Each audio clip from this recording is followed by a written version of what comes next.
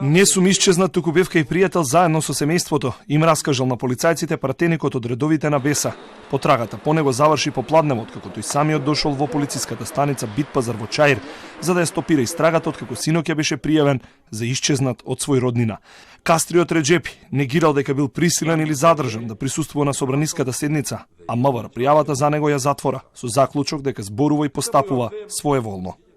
МВР известува дека пред малку Кастриот Реджепи своеволно дојде во полициска станица и даде изјава дека пријавата е невистинита, односно никогаш не бил исчезнат, туку самоволно, без никаков притисок, со своето семејство заминал кај пријател за да се заштити од публицитет поврзано со собраниската седница.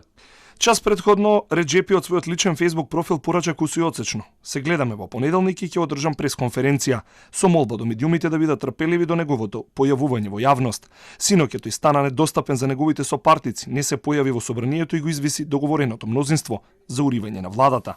Собраниската иницијатива пропадна, а Реджепи денеска има порака и до својата матична партија, Движењето Беса. На крајот, апелирам до раководството на Движењето Беса да не презема забрзани чекори кои ќе им наштетат на нашите структури и активности.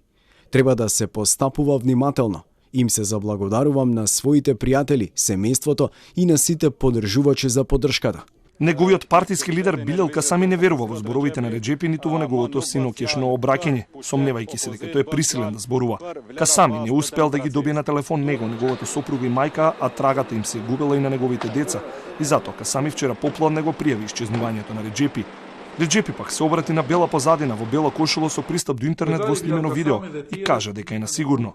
Имал закани од сопартици, но самиот одлучил да не дојде во собранието и да гласа за недоверба на владата, иако ден претходно своерачно се потпишал на иницијативата како 61-виот пратеник.